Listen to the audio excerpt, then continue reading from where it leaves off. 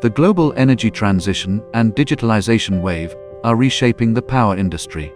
We are moving from a traditional model, where generation follows load, to a new power system with renewables at its core. The grid itself is fundamentally changing. Hello everyone, today we are honored to have Zhang, Senior Solution Architect for the power industry at Huawei Smart Electric Power BU. Hello everyone. And Peixin, Director of Power Network Solutions at Huawei Data Communication Product Line. Hello everyone. To share their insights on the evolution of power networks. The communications network is the nervous system of the power grid, so the direction it takes matters greatly. Moving from traditional SDH networks toward IP has become a major development direction in the industry. Major communications vendors are now moving along the same IP path. Let me put the central question to both of you. Why is IP the best evolution path for the next generation of power networks? IP-based evolution is clearly becoming the direction of travel for power communications networks. The main reason is simple. Power services themselves are changing.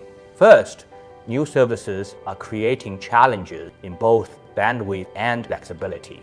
In the past, power communications mainly carry low-speed data such as telemetry and teleindication. SDH, with its fixed pipes and strong reliability, was a good fit for those requirements. Today, the situation is very different. The industry is now dealing with a vast number of new digital services. Take smart substations as an example.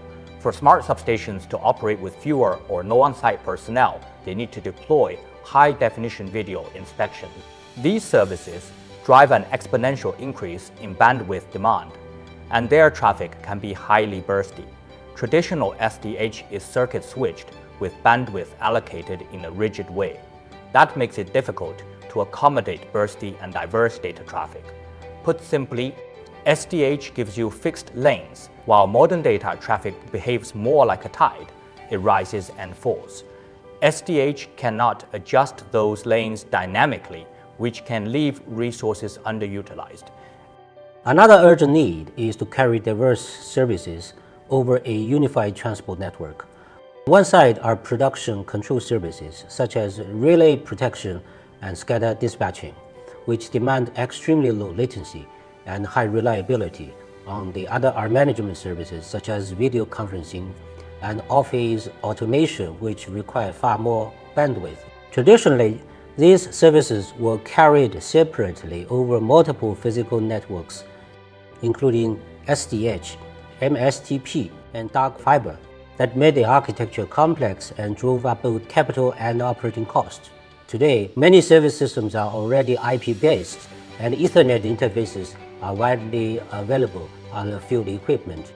That calls for a unified IP MPLS network capable of carrying these different service types. Traditional IP networks followed a best effort model and could not provide deterministic quality guarantees. That made them difficult to use for critical power services with zero packet loss and low latency requirements.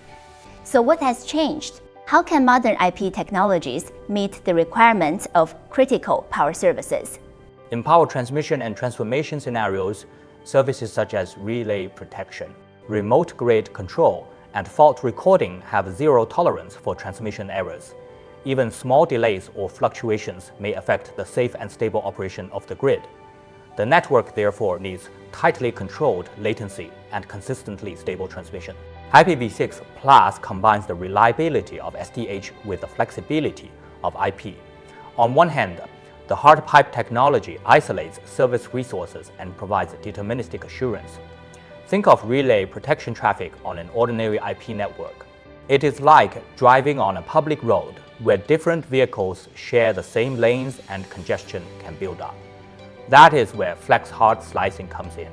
It carves out a dedicated channel inside the IP network, much like adding a separate fast lane.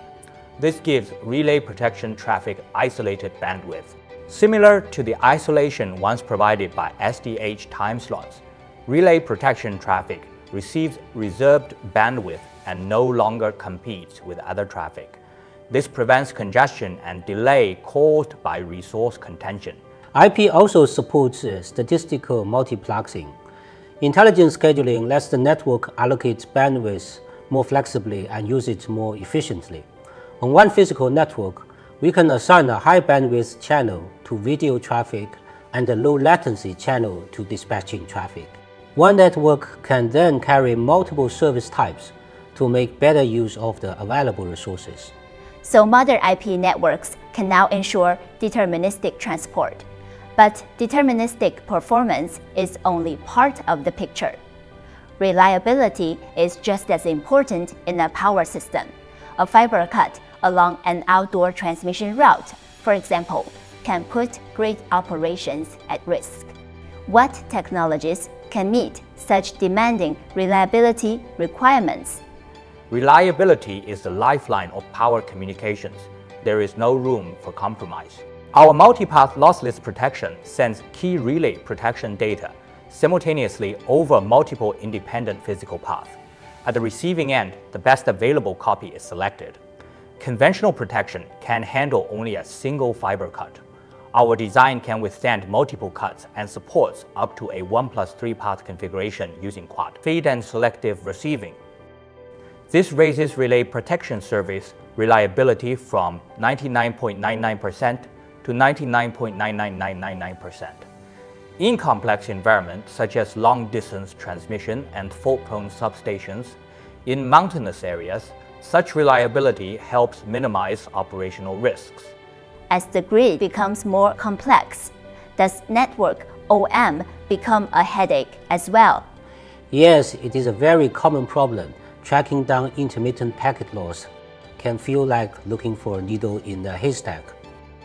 On a project in South Africa, the customer raised exactly this issue.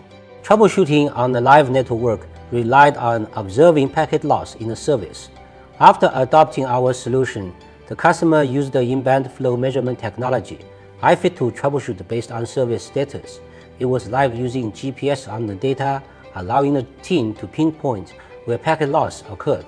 What used to take several hours now takes just a few minutes. The O&M efficiency is greatly improved.